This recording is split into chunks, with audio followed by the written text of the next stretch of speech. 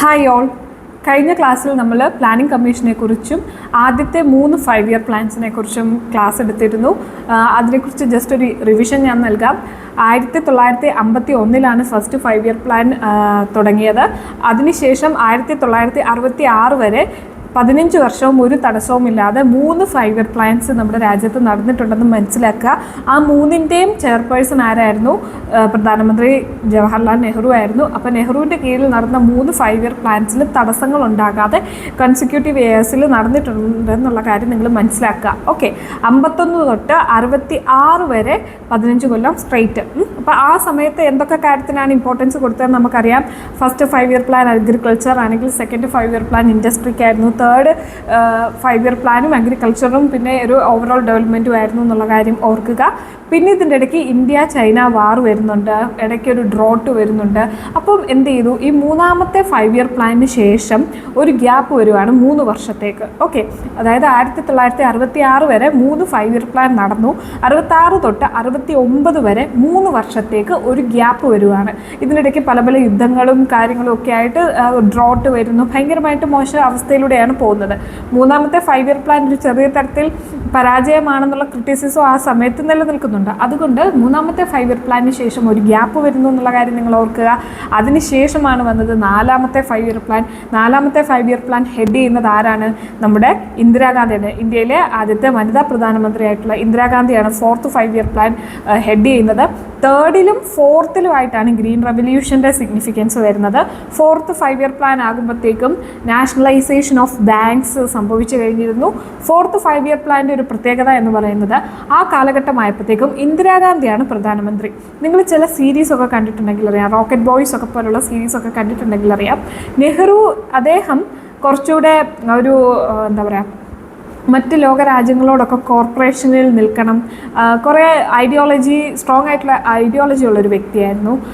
സമദൂരമായിരുന്നു എല്ലാവരോടും. അങ്ങനെ കുറച്ച് കാര്യങ്ങൾ അദ്ദേഹത്തിന് ചില ചിട്ടകളുണ്ടായിരുന്നു. ഒരു രാജ്യത്തിൻ്റെ കൂടാതെ നോൺ അലൈൻമെൻറ്റ് മൂവ്മെൻറ്റ് അദ്ദേഹത്തിൻ്റെ രാഷ്ട്രീയം പ്രത്യേകിച്ചും ഇൻ്റർനാഷണൽ റിലേഷൻസിൽ വ്യക്തമായിരുന്നു. പക്ഷേ അത് മാറി ഇന്ദിരാഗാന്ധി കയറിയപ്പോഴത്തേക്കും. ചൈന എന്ന് പറയുന്നത് നെഹ്റുവിനെ സംബന്ധിച്ചിടത്തോളം ഏറ്റവും അടുത്ത നല്ലൊരു സുഹൃത്തിനെ പോലെ, നല്ലൊരു നൈബറിനെ പോലെയൊക്കെ ആയിരുന്നു അദ്ദേഹം പ്രധാനമന്ത്രി ആയിട്ടിരുന്നപ്പം ചൈനയെ കണ്ടത്. പക്ഷേ ചൈന നമുക്കെതിരെ യുദ്ധം പ്രഖ്യാപിക്കുന്നു. അതുപോലെ ബംഗ്ലാദേശിലും അല്ലെ പലയിടത്തായിട്ട് പല പല പ്രശ്നങ്ങൾ വരുമ്പോൾ ജവഹർലാൽ നെഹ്റു വിചാരിച്ച അത്ര ലോകക്രമമല്ല ശരിക്കുള്ള റിയാലിറ്റി എന്ന് അടുത്ത പ്രധാനമന്ത്രിയായ ഇന്ദിരാഗാന്ധിക്ക് മനസ്സിലാവുകയാണ്. അപ്പം ഇന്ദിരാഗാന്ധി എന്താ ചെയ്യുന്നത്? അവർ വേറൊരു പോളിസിയാണ് ഇൻ്റർനാഷണൽ റിലേഷനിലെടുത്തത്. മാറി വരുന്ന ജിയോ പൊളിറ്റിക്സിന് ഒപ്പം ഇന്ദിരാഗാന്ധി എന്ത് ചെയ്യുന്നു? ഇൻ്റർനാഷണലി നമ്മുടെ ഒരു സെൽഫ് റിലയൻസസ് ഉറപ്പ് വരുത്തുകയാണ് ചെയ്യുന്നത്. അതായത് സോവിയറ്റ് യൂണിയനോട് നമുക്ക് ചെറിയൊരു ചായ്വൊക്കെ ഉണ്ടാകുന്നു. പിന്നെ ഇന്ത്യയുടെ കാര്യം സ്വയമേ ചെയ്യണമെന്നുള്ളൊരു കാര്യങ്ങളിലേക്കൊക്കെ ആയിട്ട് സെൽഫ് റിലയൻസ് ആണ് 4th 5-ഇയർ പ്ലാനിൻ്റെ ലക്ഷ്യം എന്നുള്ളത് ഓർക്കുക. സെൽഫ് സസ്റ്റൈനബിലിറ്റി, സെൽഫ് റിലയൻസും. കാരണം ഇന്ദിരാഗാന്ധിക്ക് മനസ്സിലായി മറ്റ് രാജ്യക്കാരെ നോക്കിയിരുന്നിട്ട് കാര്യമില്ല, അല്ലെങ്കിൽ ഒറ്റയ്ക്ക് നോൺ അലൈൻമെൻ്റ് ഒക്കെ ആയിട്ട് നിന്നിട്ടും കാര്യമില്ല എന്നുള്ളത്. പൊക്രാനിൽ മറ്റേ ന്യൂക്ലിയർ ബോംബ് നമ്മൾ പരീക്ഷിക്കുന്നതൊക്കെ ഇന്ദിരാഗാന്ധിയുടെ ഭരണകാലഘട്ടത്തിലാണ്.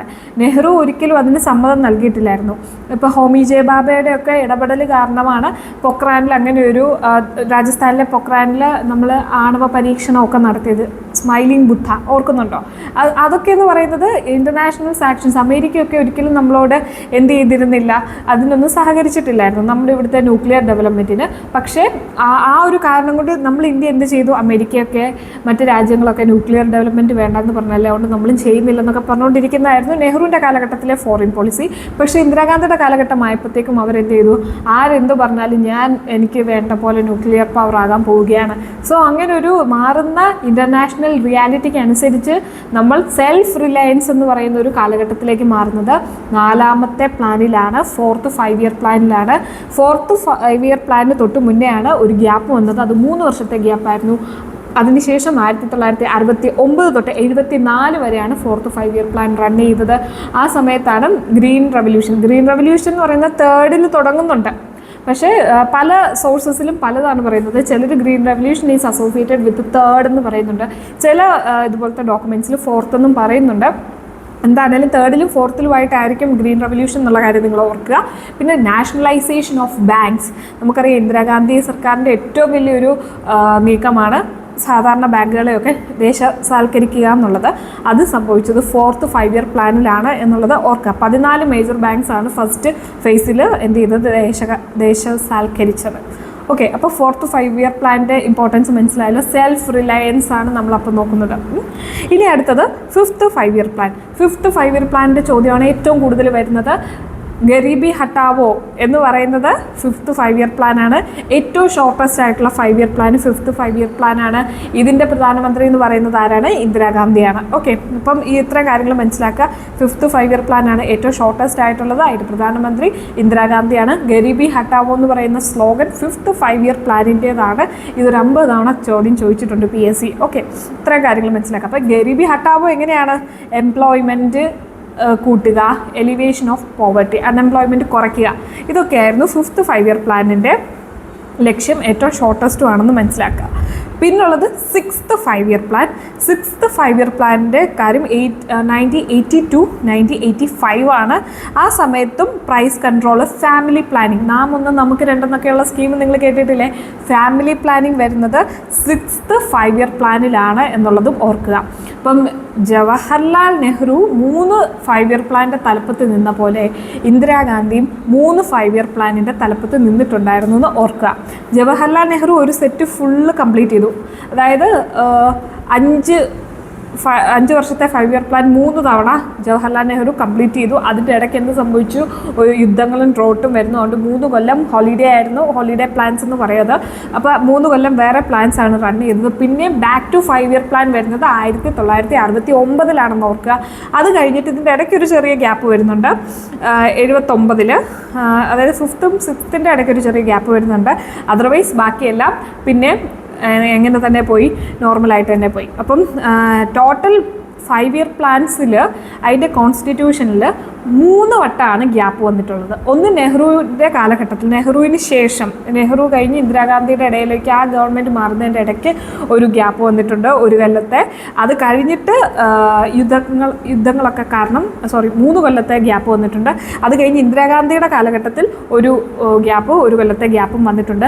പിന്നെ ന്യൂ എക്കണോമിക് പോളിസിയുടെ സമയം നിങ്ങൾക്കറിയാം, ലിബറേഷൻ LPG നമ്മുടെ എക്കണോമി വിദേശത്തിന് വേണ്ടി തുറന്നു കൊടുത്ത സമയത്തും നമുക്കൊരു ഗ്യാപ്പ് വന്നിട്ടുണ്ട്. ടോട്ടൽ 5 ഇയർ പ്ലാനിൽ 3 വട്ടമാണ് തടസ്സം വന്നിട്ടുള്ളത്. അതിൻ്റെ കണ്ടിന്യൂറ്റിക്ക് ഒരു ഗ്യാപ്പ് വന്നിട്ടുള്ളത് എന്നുള്ള കാര്യം കൂടെ ഓർക്കുക. അപ്പോൾ ഫസ്റ്റ് ഗ്യാപ്പ് വന്നത് നെഹ്റു ഗവൺമെൻറ്റിൻ്റെ അവസാനത്തോടെ, രണ്ടാമത്തെ ഗ്യാപ്പ് ഇന്ദിരാഗാന്ധി ഗവൺമെൻറ്റിൻ്റെ ഇടയ്ക്ക്, മൂന്നാമത്തെ ഗ്യാപ്പ് ന്യൂ എക്കണോമിക് പോളിസി വരുമ്പോഴാണെന്നും കൂടെ ഓർക്കുക. ഈ കൺസെപ്റ്റൊക്കെ ഞാൻ പറഞ്ഞു തരുന്നത് എന്തിനാണ്? നിങ്ങൾക്ക് അറ്റ്ലീസ്റ്റ് കാൽക്കുലേറ്റ് ചെയ്യുമ്പോൾ നിങ്ങൾക്ക് എന്തെങ്കിലുമൊക്കെ പരീക്ഷാ ഹാളിൽ നിന്ന് ചിന്തിച്ച് എന്തെങ്കിലുമൊക്കെ ഉത്തരത്തിലേക്ക് ഒരു ഇൻ്റലിജൻറ്റ് ഗെസ്സിലെത്താൻ വേണ്ടിയാണ് ഇതൊക്കെ പറഞ്ഞു തരുന്നത്. ഓക്കെ, അപ്പോൾ നമ്മൾ ഇന്ദിരാഗാന്ധിയുടെ കാലഘട്ടത്തിലെ 5 ഇയർ പ്ലാനിനെ കുറിച്ച് പറഞ്ഞു. 69 തൊട്ട് 85 വരെ ആയിരുന്നു അവരുടെ കാലഘട്ടത്തിൽ നടത്തിയിരുന്ന 5 ഇയർ പ്ലാനിൻ്റെ ദൈർഘ്യം. ഇതിൻ്റെ ഇടയ്ക്ക് 5th 5 ഇയർ പ്ലാനും 6th 5 ഇയർ പ്ലാനിൻ്റെ ഇടയ്ക്കാണ് ഒരു ഗ്യാപ്പ് വന്നത്. അതും ഈ ഡ്രോട്ട് വാറൊക്കെ കാരണമാണ് അതിൻ്റെ ഒരു പ്രശ്നം വന്നത്. ഇതിൻ്റെ ഇടയ്ക്ക് 70-കൾ, ഇന്ത്യയെ സംബന്ധിച്ചിടത്തോളം 1970-കൾ എന്ന് പറയുന്നത് വളരെ സങ്കുചിതമായിട്ടുള്ള സങ്കീർണമായ കാലഘട്ടമായിരുന്നു. സോഷ്യലി, എക്കണോമിക്കലി എല്ലാം. പ്രത്യേകിച്ചും എമർജൻസി കാലഘട്ടം ആ സമയത്തായിരുന്നു. നമ്മുടെ എക്കണോമി തകർന്നുകൊണ്ടിരിക്കുകയായിരുന്നു. നമുക്ക് യുദ്ധങ്ങളുണ്ടായിരുന്നു. നമുക്ക് അതേസമയം ന്യൂക്ലിയർ പവറായിട്ട് നമ്മൾ എമർജ് ചെയ്യുന്ന കാലഘട്ടവും അതായിരുന്നു. അപ്പം മൊത്തത്തിൽ വളരെ സങ്കീർണത നിറഞ്ഞ ഒരു കാലഘട്ടമായിരുന്നു ആ 70-കൾ എന്ന് പറയുന്നത്. നമ്മുടെ ഒരു ഇരുണ്ട കാലഘട്ടം എന്ന് വേണമെങ്കിൽ നമുക്ക് പറയാം. നമ്മുടെ ജനാധിപത്യത്തിൻ്റെ ഇരുണ്ട കാലഘട്ടം എന്ന് പല വിമർശകരും പറയുന്ന ഒരു കാലഘട്ടമാണ് 70 എന്ന് പറയുന്നത്. അതൊക്കെ തന്നെ എക്കണോമിക് പെർസ്പെക്റ്റീവിൽ നമ്മൾ 5 ഇയർ പ്ലാൻ പഠിക്കുമ്പം അതിനെ ബാധിച്ചിട്ടുണ്ട് എന്ന് ഊഹിക്കുക. അപ്പം ഈ ഒരു കാലഘട്ടത്തിലൊപ്പം ഒരിക്കലും നമ്മൾ ടാർഗറ്റിനൊത്ത് നമ്മുടെ പെർഫോമൻസ് വന്നിട്ടില്ല എന്നും കൂടെ ഓർക്കുക. ഈ 4th-ലോ 5th-ലോ 6th-ലോ ഒന്നും നമ്മൾ എന്ത് ചെയ്തിട്ടില്ല, നമ്മുടെ ടാർഗറ്റിനെ സൂപ്പർസീഡ് ചെയ്ത് നമ്മുടെ പെർഫോമൻസ് പോയിട്ടില്ല. ടാർഗറ്റിനേക്കാളും കുറച്ച് കുറഞ്ഞിട്ടാണ് നമ്മുടെ പെർഫോമൻസ് റേറ്റ് പോയിരിക്കുന്നത് എന്നുള്ളതും ഓർക്കുക. അപ്പം 69 തൊട്ട് 74 വരെയുള്ള 4th 5 ഇയർ പ്ലാനിൽ ഇൻ്റർനാഷണലി ഉള്ള റിയാലിറ്റീസും കൂടെ മനസ്സിൽ വെച്ചുകൊണ്ട് ഇന്ദിരാഗാന്ധി സെൽഫ് സസ്റ്റൈനബിലിറ്റിക്ക് വേണ്ടിയാണ് കൂടുതൽ കൂടുതലും ഇമ്പോർട്ടൻസ് കൊടുത്തത്. Green revolution, nationalisation of banks, അങ്ങനെ കുറേ കാര്യങ്ങൾ 4th 5 ഇയർ പ്ലാനിൽ നടന്നു. 5th 5 ഇയർ പ്ലാനാണ് ഏറ്റവും ഷോർട്ടസ്റ്റ് ആയിട്ടുള്ള പ്ലാന് എന്ന് ഓർക്കുക. Garibi Hatao 5th 5 year പ്ലാനിൻ്റെ slogan ആണെന്ന് ഓർക്കുക. പിന്നെ അൺഎംപ്ലോയ്മെൻറ്റ്, പോവർട്ടി എലിവേഷൻ, ഈ 3 എന്ത് 5th 5 ഇയർ പ്ലാനിൻ്റെ ലക്ഷ്യം. Unemployment elevation and poverty elevation. അപ്പോൾ അതും കൂടെ മനസ്സിലാക്കുക. പിന്നെ 6th വരുമ്പോഴത്തേക്കും 80 തൊട്ട് 85, 5th 6th വരുമ്പോൾ 1 കൊല്ലത്തെ ഗ്യാപ്പ് ഉണ്ടായിരുന്നു, 80 തൊട്ട് 85 വരെ. ഈ 1 കൊല്ലത്തെ ഗ്യാപ്പ് എന്ന് പറയുന്നത് ഇതിൻ്റെ ഇടയ്ക്ക് തൂക്കുമന്ത്രിസഭകളാണ്. ഇന്ദിരാഗാന്ധി ഒന്ന് ഭരണത്തിൽ നിന്ന് ഇറങ്ങിയിട്ട് ജനതാ പാർട്ടി കയറി. ജനതാ പാർട്ടി വേറൊരു പ്ലാൻ പ്രപ്പോസ് ചെയ്തു, പക്ഷേ ജനതാ പാർട്ടി നിന്നില്ല. അതിനു മുന്നേ ജനതാ പാർട്ടി താഴെ വീണു. ഉടനെ 80 എന്ത് ചെയ്തു, പിന്നെ ഇന്ദിരാഗാന്ധി ഭരണത്തിൽ കയറി. ഈ 74-79 മറ്റേ എമർജൻസിയുടെ കാലഘട്ടമാണ്.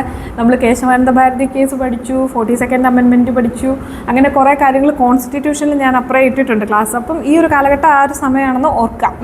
അപ്പം 6th പ്ലാൻ ആകുമ്പോഴത്തേക്കും 1980 to 85 കാലഘട്ടത്തിൽ പ്രൈസ് കൺട്രോളും ഫാമിലി പ്ലാനിങ്ങുമാണ് മെയിനായിട്ടുള്ളതെന്ന് ഓർക്കാം. എന്തൊക്കെയാണ് പ്രൈസ് കൺട്രോളും ഫാമിലി പ്ലാനിങ്ങും? നമുക്ക് രണ്ടെന്നൊക്കെയുള്ളത് ഓർക്കുന്നില്ലേ ആ സംഭവം? അപ്പം ഇത്രയും കാര്യങ്ങളാണ് 6th. 5th ഗരീബി ഹട്ടാവോ ആണെന്ന് വിചാരിക്കുക, 6th ഫാമിലി പ്ലാനിങ് ഉണ്ടെന്ന് വിചാരിക്കുക. ഇനി 7th എന്ന് പറയുന്നത് രാജീവ് ഗാന്ധിയുടെ കാലഘട്ടത്തിലാണ്. ഇതിന് രാജീവ് ഗാന്ധിക്ക് ഡെപ്യൂട്ടി ചെയർപേഴ്സൺ ആയിട്ടിരിക്കുന്നത് നമ്മുടെ മൻമോഹൻ സിംഗ് ആണ്. ഓക്കെ, അപ്പം ചെയർപേഴ്സൺ രാജീവ് ഗാന്ധിയും ഡെപ്യൂട്ടി ചെയർപേഴ്സൺ മൻമോഹൻ സിംഗുമാണ്. രാജീവ് ഗാന്ധി ഒരു ചെറുപ്പക്കാരനായിരുന്നു, ഇന്ത്യക്ക് ലഭിച്ചൊരു ചെറുപ്പക്കാരനായിട്ടുള്ള പ്രധാനമന്ത്രിയായിരുന്നു. അതുകൊണ്ട് തന്നെ അദ്ദേഹത്തിൻ്റെ പോളിസീസും എങ്ങനെയുള്ളതായിരിക്കും, കുറച്ച് ന്യൂ സ്കൂളായിരിക്കും, ഓൾഡ് സ്കൂളായിരിക്കില്ല. അപ്പോൾ തന്നെ നമുക്ക് മനസ്സിലാക്കാൻ ടെക്നോളജിക്കലായിട്ടുള്ള അഡ്വാൻസ്മെൻറ്റിന് വേണ്ടി അദ്ദേഹം പലതരത്തിലുള്ള പോളിസീസ് ഈ അദ്ദേഹത്തിൻ്റെ 5 ഇയർ പ്ലാനിൽ ഇൻക്ലൂഡ് ചെയ്തിട്ടുണ്ട്. പിന്നെ 2 സ്റ്റെപ്പ് വെരിഫിക്കേഷൻ. നമ്മളിപ്പോൾ കോളേജിലൊക്കെ അഡ്മിഷൻ നമ്മുടെ ഗവൺമെൻറ് ഏകജാലകം വഴിയൊക്കെ നമുക്ക് ചെയ്യാൻ പറ്റും അല്ലേ? സിംഗിൾ വിൻഡോയാണ്, ഒരൊറ്റ സൈറ്റിൽ കയറി എല്ലാം അപ്ലൈ ചെയ്ത് തീർക്കാം. അപ്പം അതുപോലെ 2 സ്റ്റെപ്പ് വെരിഫിക്കേഷൻ, ഇൻവെസ്റ്റ്മെൻറ്റ്സ്, ഇൻഡസ്ട്രിയുടെ വളർച്ച, അതിനൊക്കെ വേണ്ടിയായിരുന്നു. അതായത് ഒരു ഇൻവെസ്റ്ററിന് വളരെ ഈസി ആയിട്ട് ഇവിടെ ബിസിനസ് നടത്താനുള്ള സാഹചര്യങ്ങൾ ഒരുക്കി കൊടുക്കുന്ന തരത്തിലുള്ള പോളിസീസ് ആയിരുന്നു രാജീവ് ഗാന്ധി ഫോം ചെയ്തിരുന്നത്. അപ്പം ഇൻഡസ്ട്രിയൽ പ്രൊഡക്ഷൻ കൂട്ടുക, ടെക്നോളജിക്കൽ അഡ്വാൻസ്മെൻറ്റ് ലക്ഷ്യമാക്കുക, ഇത്രയും കാര്യങ്ങളായിരുന്നു 7th 5 ഇയർ പ്ലാനിൻ്റെ ലക്ഷ്യം. അത് 85 to 90 ആണ് എന്നും കൂടെ ഓർക്കുക. അപ്പം 85 to 90 ആണ് 7th 5 ഇയർ പ്ലാൻ എന്നോർക്കുക. അത് രാജീവ് ഗാന്ധിയുടെ കാലഘട്ടത്തിലാണ്. അതിൻ്റെ ഡെപ്യൂട്ടി ചെയർപേഴ്സൺ നമ്മുടെ മൻമോഹൻ സിംഗ് ആയിരുന്നു എന്ന് ഓർക്കുക. ഇന്ദിരാഗാന്ധിയുടെ കാലത്ത് 4th 5 ഇയർ പ്ലാനിൻ്റെ deputy chairperson doctor R Gadgil ആണ്. ആരാണ്? Doctor R Gadgil, 4th 5 year പ്ലാനിൻ്റെ ഡെപ്യൂട്ടി ചെയർപേഴ്സൺ. ഇനി ഗരീബി ഹട്ടാവോ എന്ന് പറഞ്ഞ 5 ഇയർ പ്ലാനിൻ്റെ ഡെപ്യൂട്ടി ചെയർപേഴ്സൺ എന്ന് പറയുന്നത് ദുർഗപ്രസാദ് ദിഹാർ ആണ്. ഓക്കെ, ഗരീബി ഹട്ടാവോ എന്ന് പറയുന്ന 5 ഇയർ പ്ലാൻ, അതായത് 5th 5 ഇയർ പ്ലാനിൻ്റെ ഡെപ്യൂട്ടി ചെയർപേഴ്സൺ ദുർഗപ്രസാദ് ദിഹാർ ആണ്. 6th 5 ഇയർ പ്ലാനിൻ്റേത് നാരായണ ദത്ത് തിവാരി. ഇന്ദിരാഗാന്ധി ചെയർപേഴ്സൺ ആയിരിക്കുമ്പോൾ ഡെപ്യൂട്ടി ചെയർപേഴ്സൺ ആവുന്നത് നാരായൺ ദത്ത് തിവാരി ആണ് എന്നോർക്കുക. അപ്പം ഇത്തരം കാര്യങ്ങളെ ഉള്ളൂ ഫാക്ച്വലി പഠിക്കാൻ. 7th 5 ഇയർ പ്ലാൻ ആയപ്പോഴത്തേക്കും, അതായത് രാജീവ് ഗാന്ധിയുടെ കാലഘട്ടം ആയപ്പോഴത്തേക്കും, നമ്മൾ ടാർഗറ്റിനെ പുറകിലാക്കിക്കൊണ്ട് നമ്മുടെ പെർഫോമൻസ് മുന്നിലോട്ട് കയറി. നമ്മുടെ ടാർഗറ്റ് 5 ആയിരുന്നു, 5% ഗ്രോത്ത് ആയിരുന്നു. പക്ഷെ നമ്മൾ 5.31% ഗ്രോത്തിലേക്ക് കയറി. അപ്പം നമുക്കറിയാം 5 ഇയർ പ്ലാനുമായിട്ട് ബന്ധപ്പെട്ട് ആദ്യമായിട്ട് നമ്മൾ ഫസ്റ്റ് 5 ഇയർ പ്ലാനിൽ നമ്മുടെ ടാർഗറ്റിനെക്കാട്ടിലും മുന്നിൽ നമ്മൾ കയറിയിരുന്നു. അതിനുശേഷം നമ്മൾ ഇതുപോലെ ടാർഗറ്റിനെക്കാട്ടിലും മുന്നിൽ കയറുന്നത് എപ്പോഴാണ്? രാജീവ് ഗാന്ധിയുടെ കാലഘട്ടത്തിലുള്ള 5 ഇയർ പ്ലാനിലാണെന്നും കൂടെ ഓർക്കുക. ഇപ്പോൾ കാര്യങ്ങൾ മനസ്സിലായല്ലോ. നിങ്ങൾക്ക് സ്റ്റേറ്റ്മെൻറ്റ് വരികയാണ്, ടാർഗറ്റിനെ എക്സീഡ് ചെയ്തിട്ടേ ഇല്ല 5 ഇയർ പ്ലാന് എന്നൊക്കെ ചോദിക്കുമ്പോൾ, അല്ല 2 തവണ ടാർഗറ്റിനെ എക്സീഡ് ചെയ്തിട്ടുണ്ടെന്ന് മനസ്സിലാക്കാനുള്ള കണ്ടൻറ്റ് നമ്മളിപ്പോൾ കയറിയില്ലേ? അപ്പം ഇങ്ങനെയൊക്കെ ചിലപ്പോൾ സ്റ്റേറ്റ്മെൻറ്റ് നമുക്കറിയത്തില്ല വരുമോ ഇല്ലയോ എന്ന്. അതിനൊക്കെ വേണ്ടിയാണ് ഇത്രയും വിശദമായിട്ട് പറഞ്ഞത്. സോ 5 ഇയർ പ്ലാൻസ് നിങ്ങൾ ഓർക്കുക. ഇതോടുകൂടി നമ്മുടെ നെഹ്റു ഫാമിലിയിലുള്ള പ്രധാനമന്ത്രിമാരുടെയൊക്കെ ഒരു സെറ്റ് തീർന്നു. ഓക്കെ, അപ്പം ആദ്യത്തെ 3 ജവഹർലാൽ നെഹ്റു, അടുത്ത 3 ഇന്ദിരാഗാന്ധി, പിന്നീടുള്ളത് രാജീവ് ഗാന്ധി. 7 5 ഇയർ പ്ലാൻ നമ്മൾ പഠിച്ചു കഴിഞ്ഞു അല്ലേ? ഇനി രാജീവ് ഗാന്ധിക്ക് ശേഷം വരുന്നതുമുണ്ട് കുറച്ച്. ആകെ 2-3 പ്രധാനമന്ത്രിമാരെ ഇനി അതിന് ശേഷമുള്ളൂ. വാജ്പേയി, നരസിംഹറാവു, മൻമോഹൻ സിംഗ്. 5 ഇയർ പ്ലാനിൻ്റെ ഹെഡായിട്ടുള്ള പ്രധാനമന്ത്രിമാരുടെ എണ്ണം വളരെ കുറവാണ്. ജവഹർലാൽ നെഹ്റു 3 തവണയായി, ഇന്ദിരാഗാന്ധി 3 തവണയായി, രാജീവ് ഗാന്ധി 1 തവണയായി, ഇപ്പോഴേ 3 പ്രധാനമന്ത്രിമാരായി. പിന്നെ നരസിംഹറാവു, വാജ്പേയി, മൻമോഹൻ സിംഗ്, 6 പ്രധാനമന്ത്രിമാരെ അങ്ങനെ നോക്കുമ്പോൾ ഇതിൻ്റെ തലപ്പത്ത് എത്തിയിട്ടുള്ളൂ എന്നുള്ള കാര്യം കൂടെ ഓർക്കുക. നമ്മൾ പഠിച്ചു വരുമ്പോൾ നിങ്ങൾക്ക് ഈ ഇൻസൈറ്റ്സ് തന്നെ കിട്ടിക്കോളും. ഓക്കെ, അപ്പം ഇത്രേ ഉള്ളൂ ഇന്നത്തെ ക്ലാസ്. ഈ ഒരു പോർഷൻ. നെക്സ്റ്റ് നമ്മൾ 8th 5 ഇയർ പ്ലാൻ തൊട്ട് വരാം. 8 തൊട്ട് 12 വരെ അത്ര ഇമ്പോർട്ടൻ്റ് അല്ല. നമ്മുടെ ഈ 5 ഇയർ പ്ലാൻ്റെ സിഗ്നിഫിക്കൻസ് കുറഞ്ഞുകൊണ്ടിരിക്കുന്ന ഒരു സമയമാണ്. 12th ലാസ്റ്റത്തെ 5 ഇയർ പ്ലാൻ. അതോടുകൂടി 5 ഇയർ പ്ലാനും പരിപാടി നമ്മൾ നിർത്തുക ചെയ്യുന്നത്. അപ്പം ഇത്രയും കാര്യങ്ങൾ നിങ്ങൾ മസ്റ്റായിട്ട് പഠിക്കണം. അറ്റ്ലീസ്റ്റ് 7th വരെയുള്ള 5 ഇയർ പ്ലാൻ നിങ്ങൾ മസ്റ്റായിട്ട് പഠിക്കണം. അതിന് ഒരിക്കലും എല്ലാവരും പഠിക്കുന്നതാണ്. അപ്പം നിങ്ങളും പഠിച്ചില്ലെങ്കിൽ എല്ലാവർക്കും കിട്ടുന്ന ഒരു മാർക്ക് നിങ്ങൾക്ക് നഷ്ടമാവും. ബാക്കിയുള്ളതെന്ന് വെച്ചാൽ കുറച്ചുകൂടെ അഡ്വാൻസ്ഡ് ആയിട്ട് നമ്മൾ പഠിക്കുന്നതാണ്. സോ എല്ലാവരും നന്നായിട്ട് പഠിക്കുക. ക്ലാസ് ഇഷ്ടപ്പെട്ടെങ്കിൽ ലൈക്ക് ചെയ്യുക, ഷെയർ ചെയ്യുക, സബ്സ്ക്രൈബ് ചെയ്യുക. ഇതിൻ്റെയൊക്കെ നോട്ട്സ് പോലുള്ള പേജസും പേപ്പേഴ്സും ഒക്കെ ഞാൻ എൻ്റെ ടെലഗ്രാം ഗ്രൂപ്പിൽ ഇട്ടിട്ടുണ്ട്. ടെലഗ്രാം ഗ്രൂപ്പിൻ്റെ ലിങ്ക് ഞാൻ യൂട്യൂബ് ചാനലിൽ കൊടുത്തിട്ടുണ്ട്. സോ അതിൽ അംഗമാകുകയാണെങ്കിൽ നിങ്ങൾക്ക് ഇടയ്ക്ക് ക്വസ്റ്റ്യൻസ് ഒക്കെ ചെയ്ത് പഠിക്കാൻ പറ്റും. അതിലേക്ക് വരിക. ഡൗട്ട് ഉണ്ടെങ്കിൽ ആ ഗ്രൂപ്പിൽ ചോദിച്ചാൽ മതി. ഓക്കെ, പേഴ്സണൽ മെസ്സേജ് ആണെങ്കിൽ എനിക്ക് മെസ്സേജ് കണ്ടില്ലെന്ന് വരും, കുറേ മെസ്സേജിൻ്റെ ഇടയിലായിപ്പോൾ. സോ ഗ്രൂപ്പിൽ അയച്ചാൽ മതി. Okay, thank you.